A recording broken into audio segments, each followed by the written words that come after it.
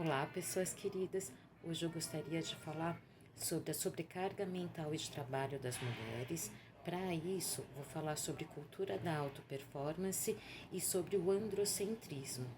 Vou inventar uma historinha de um cotidiano de uma mulher comum e de um cotidiano sem a pandemia, para a gente ir percebendo como ela fica sobrecarregada nesse dia, e aí, junto disso, eu vou inserindo esses conceitos que eu falei, e aí espero que a gente possa refletir e, quem sabe, né, conseguir fazer transformações nas nossas vidas a partir dessa reflexão, tá bom? Então, vamos imaginar uma mulher comum, ela é casada, ela tem filhos e é uma profissional. Geralmente, ela acorda muito cedo, bem antes do trabalho remunerado dela.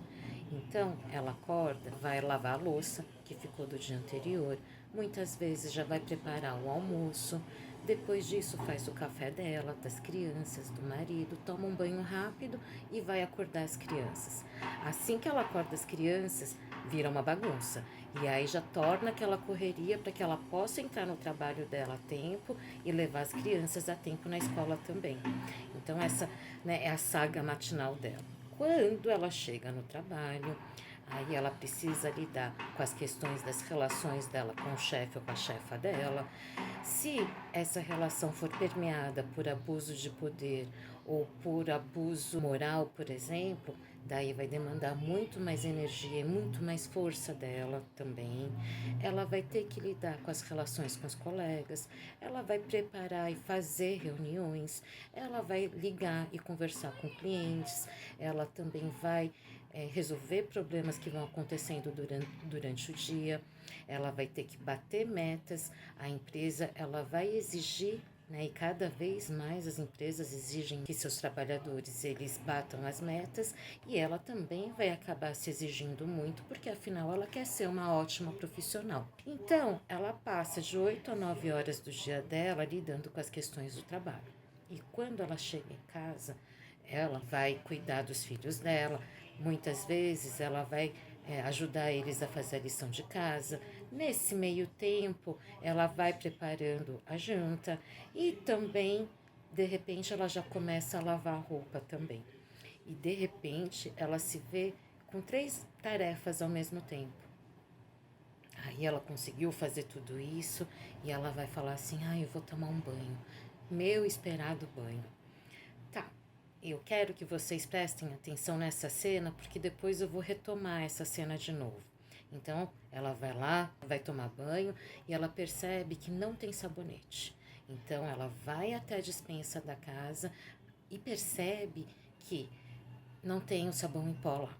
E como ela gerencia toda a casa, e o sabão de pó é algo bastante importante, ela vai até a geladeira, anota lá na lista de mercado, porque, né, o marido ele ajuda, né, mas quem precisa fazer toda a lista de mercado é ela.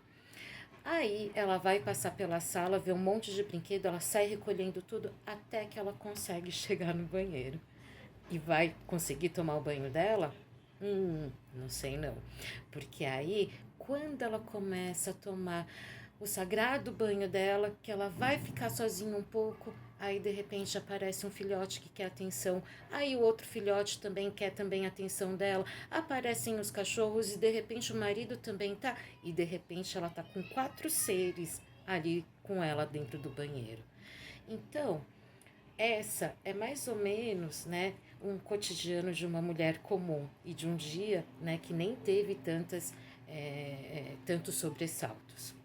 Aí ela vai descansar. Ela senta lá no sofá dela e aí liga o celular e entra no Insta. De repente, ela começa a ser bombardeada por comerciais.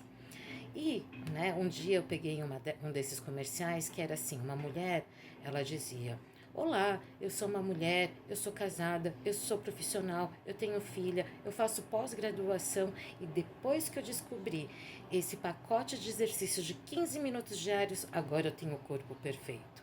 Quando você vê um comercial desse, né, nas entrelinhas, ele passa o quê? Que essa mulher ela é perfeita, que ela consegue ser uma ótima profissional, uma ótima mãe, uma ótima estudante, uma ótima mulher e ainda tem o corpo perfeito, né?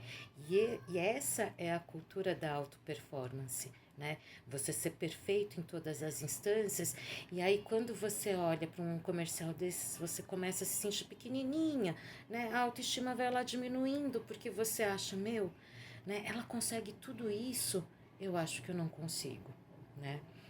Depois você passa para um outro comercial e ele diz: milhares de pessoas já fizeram essa pós-graduação e depois que elas fizeram, elas já conquistaram cargos de liderança e ainda estão ganhando muito bem. E aí você fala: meu Deus, né? Eu preciso correr também, porque um monte de gente já fez, está todo mundo conseguindo e eu não tô. E aí você também vai se sentindo com a autoestima baixa, se sentindo muito insuficiente, porque a impressão que dá é que todo mundo é perfeito, menos você. Aí você cansou lá do Insta, coloca um programa de TV e lá tem uma profissional falando da educação online dos filhos. Agora a gente está em pandemia. Aí, essa profissional pega e fala que você precisa. O ideal seria que as crianças, nos conteúdos online gravados, eles fizessem a cada 20 minutos, 10 minutos de descanso. E que nesses 10 minutos os pais pudessem propor brincadeiras, exercícios, lanches.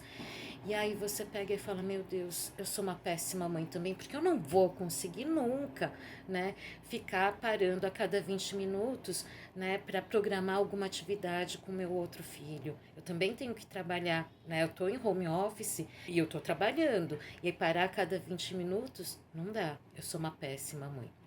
Então, nessa cultura da auto-performance, né, em que a sociedade, as empresas, as famílias, a gente mesma começa a se cobrar um grau de perfeição que talvez que não existe, aliás, né?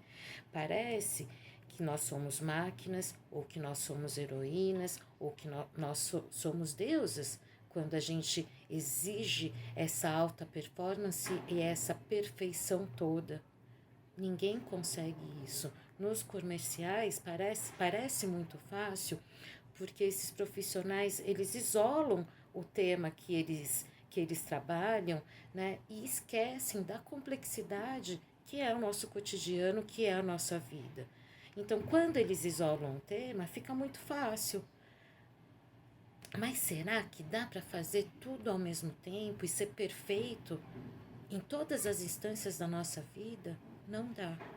O que eu digo, na verdade, é que a gente possa incorporar de que nós somos apenas humanas. A gente não é deusa, não somos heroínas e não somos máquinas. A gente é apenas humana. E aí a gente também poder incorporar que nós erramos, que nós somos insuficientes. Sim, e tudo bem. Né? Porque diante do nosso cotidiano todo, fazer todas essas coisas ao mesmo tempo e 100% não existe. Então eu digo também que há uma necessidade de que a gente tenha mais parcimônia, calma, tranquilidade, porque a gente tem que fazer as coisas mais devagar, a gente poder balancear, né, o que está sendo mais importante para mim hoje na minha vida, o que eu tenho que priorizar agora, porque senão a gente cai num redemoinho que a gente vai se sentindo cada vez mais autoinsuficiente, mais insuficiente, com a autoestima muito baixa e muito sobrecarregada. Olha lá o cotidiano dessa mulher, você ainda vai colocar exercício, mais uma pós-graduação, mais isso, mais aquilo. Como que a nossa saúde mental e física ficam, né?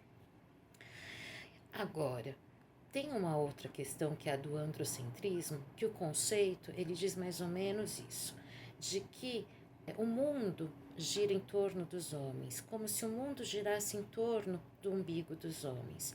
Nesse sentido, a nossa educação, tanto de mulheres quanto de homens, acaba sendo para dar esse bem-estar e esse cuidado para os homens. Então, para a mulher é assim, ela cuida. Para os homens, eles são cuidados. Então, tanto homens quanto mulheres estamos inseridos nesse androcentrismo. Dentro de casa, dentro do lar, como que isso fica evidente? Quantas mulheres não reclamam que o marido toda hora fica perguntando assim: cadê isso? Cadê aquilo? Cadê aquilo outro? Porque ele não se responsabiliza pela casa. Entende? Lembra daquela cena que eu acabei de falar, né? De que a mulher ela quer tomar banho e quando ela vê lá na despensa, ela vai colocar, organizar a lista do mercado e aí depois ela passa pela sala já organizando todos os brinquedos que estão no chão. Então, dela tentar ir, né, para a despensa e voltar para o banheiro, ela fez duas atividades. O homem nessa mesma cena, ele teria ido buscar o sabonete e voltado. Porque ele não, de novo, né? Ele não se responsabiliza pela casa ainda. Acredito que hoje em dia, muitos homens, eles ajudam. Por exemplo, ele fica a cargo do supermercado, mas ele não faz a lista. Né? Ele ajuda você pedindo, vai fazer tal coisa, vai fazer aquilo outro, vai fazer não sei o que lá. Então, a sobrecarga mental, né? E o gerenciamento da casa inteira fica a cargo da mulher. E isso traz muita exaustão, traz muito cansaço, muito cansaço. E pelo que eu tenho visto, né? Das pessoas que eu acabo atendendo, das mulheres que eu acabo atendendo, principalmente com a pandemia, as mulheres elas estão exaustas. E com a saúde mental e física se deteriorando. E muitas vezes essas mulheres nem percebem o que estão acontecendo no seu cotidiano, porque é como se fosse natural ela ter que cuidar de tudo e do marido e de todos, né? Por isso que eu falo, né? Na educação das crianças, por que não os meninos também aprenderem a brincarem de bonecas? Porque lá eles acabam aprendendo a cuidar, eles acabam aprendendo, né, a cuidar da casa também, a ter empatia. E não tem nada a ver com a questão da sexualidade, entende? Talvez a gente precise de mais homens empáticos e que ajudem mais as mulheres, não é ajudar, né? Dividir a responsabilidade com as mulheres dentro do lar, para que elas também possam ter oportunidades maiores de trabalho, né? E que as coisas fiquem mais iguais, com as tarefas mais divididas igualitariamente, não é mesmo? Para falar, né, o quanto isso acaba sendo natural, eu tenho um exemplo de uma paciente minha que outro dia desses ela quase deixou de fazer a terapia porque o marido ele queria comprar bebida naquele momento e aí ela pegou e falou assim, não, pode deixar, eu fico com a filhota e eu deixo de fazer a terapia. Percebe o quanto é tão natural da gente de cuidar do nosso marido, por exemplo, que escapa, a gente faz como se fosse a coisa mais natural do mundo e ela ia deixar de fazer uma coisa muito importante para ela, né? E a gente acaba fazendo isso muito no nosso cotidiano. Uma outra forma que eu acho que, de exemplo, né, que pode denotar esse cuidado e a gente não pensar na gente, é quando tem uma sexta-feira de feriado e o marido fala, eu vou pro churrasco, vai ter futebol também, eu vou descansar. E é um feriado, e a mulher, ela acaba ficando dentro de casa, fazendo as tarefas da casa e ficando com a criança. Ela continua trabalhando, ela não tem descanso. Então, acho que essa questão do androcentrismo, o que faz a gente refletir, na verdade, é assim, o quanto a gente aprendeu a cuidar dos outros e a gente esquece a cuidar da gente também. Porque, como eu falei, nesse momento tem muitas mulheres exaustas, muitas mulheres se sentindo com a autoestima super baixa, se sentindo insuficientes e muito sobrecarregadas. Será que as coisas são assim porque elas são assim e devem ser assim? Ou será que a gente não poderia dividir as responsabilidades de casa, por exemplo, para que a nossa saúde mental e física pudesse ser mais preservada, principalmente nessa pandemia? Espero que tenha podido ajudar um pouco. Um beijo.